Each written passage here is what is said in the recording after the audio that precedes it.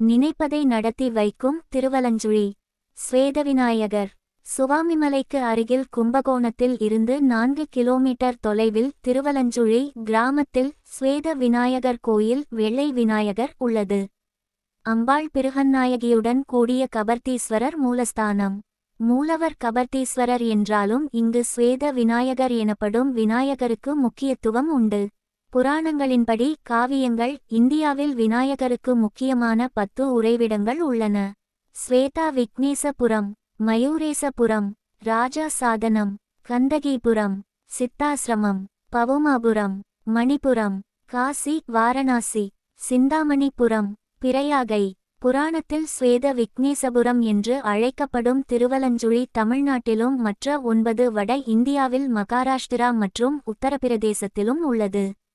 புராணங்களின்படி தேவர்களும் அசுரர்களும் மந்திர மலையை கயிறாகவும் வாசுகி என்ற பாம்பை கயிறாகவும் பயன்படுத்தி திருப்பாற்கடலை கசக்க முற்பட்டதால் வாசுகி விஷத்தை உமிழ்ந்து கடலை மாசுபடுத்தி உயிர்களை விஷமாக்கினார். விஷத்தால் உண்டான வெப்பத்தை தாங்க முடியாமல் தேவர்களும் அசுரர்களும் சிவபெருமானிடம் விரைந்தனர். விநாயகரிடம் ஒப்புதல் பெறாமல் பணியை தொடங்கியதால் சிரமத்திற்கு ஆளாகி உள்ளதாக சிவா கூறினார். அவர்கள் வெள்ளை நுரையை அகட்டி ஒரு விநாயகர் உருவத்தை உருவாக்கினர். இதை ஸ்ரீ பரமேஸ்வரன், கைலாசத்தில் பார்வதி, பின்னர் வைகுண்டத்தில் மகாவிஷ்ணு, மகாலட்சுமி, சத்தியலோகத்தில் பிரம்மநாத சரஸ்வதி ஆகியோர் வழிபட்டனர். பின்னர் கலியுகத்தில் ஸ்வேத விநாயகரை இந்திரலோகத்தில் தேவேந்திரன் மற்றும் இந்திராணி வழிபட்டனர். தேவேந்திரன் அகல்யாவால் சபிக்கப்பட்டவுடன் அந்த சாபத்தை நீக்க அவர் பூலோகத்தில் பூமியில் உள்ள சிவக்ஷேத்திரங்களை தரிசிக்க வேண்டியிருந்தது. இந்த ஸ்வேதா விநாயகரை தன்னுடன் தங்கத் தட்டில் கொண்டு வந்தான். அவர் திருவலஞ்சுழியை அடைந்து ஸ்ரீ கபர்த்தீஸ்வரரை வணங்க விரும்பினார். ஜடா தீர்த்தத்தில் நீராட விரும்பிய அவர் ஸ்வேத விநாயகர் சிலையை பூமியில் போடக்கூடாது என்று இந்திரனிடம் கூறியது போல் யாரையாவது பிடித்து வைக்க தேடினார்.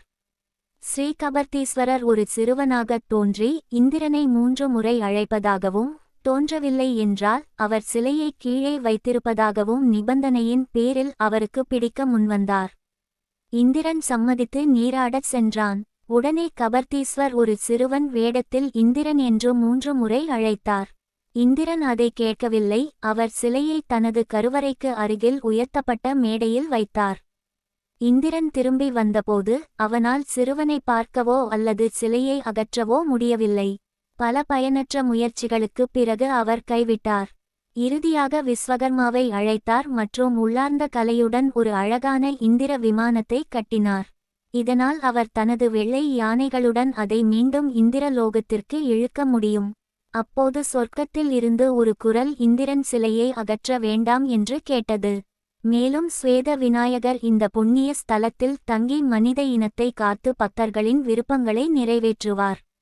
இந்திரன் ஒவ்வொரு விநாயகர் சதுர்த்தியின் போதும் இந்த இடத்திற்கு வருகை தரும்படி கேட்டுக்கொள்ளப்பட்டார்.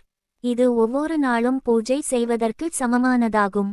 இந்திரன் இதைக் கண்டு மகிழ்ந்தார். ஒவ்வொரு விநாயகர் சதுர்த்தியிலும் அவர் வந்து விரிவான பூஜை செய்வார். இது பவிஷ்யோத்ர புராணத்தின் ஸ்வேத விக்னேஸ்வரர் மகாத்மியத்தில் 1 முதல் 50 ஸ்லோகங்களில் குறிப்பிடப்பட்டுள்ளது. புராண கதைகளின்படி காவிரி ஆறு கபர்த்தீஸ்வரரை வலம் வந்து கடிகார திசையில் நுழைந்து வெளியேறும் போது அது திருவலஞ்சுழி வலது வட்டத்தில் சுற்றி வருவது என அறியப்பட்டது. கோயில் கிழக்கு நோக்கிய 5 நிலை கோபுரத்துடன் உள்ளது. உள்ளே நுழையும்போதே ஜடா தீர்த்தம் என்ற அழகிய கோயில் குளத்தை காணலாம். ஸ்வேத விநாயகர் வீற்றிருக்கும் கருவறை நுணுக்கமான வேலைப்பாடுகளுடன் கிரானைட் கற்களால் அழகாக வடிவமைக்கப்பட்டுள்ளது. அதன் இருபுறமும் உள்ள நுழைவாயிலில் கற்களால் செதுக்கப்பட்ட பெரிய பலகைகள் உள்ளன. ஸ்வேத விநாயகர் சிலை தூய வெள்ளை மற்றும் வெள்ளி மற்றும் தங்க மண்டபத்தில் வைக்கப்பட்டுள்ளது.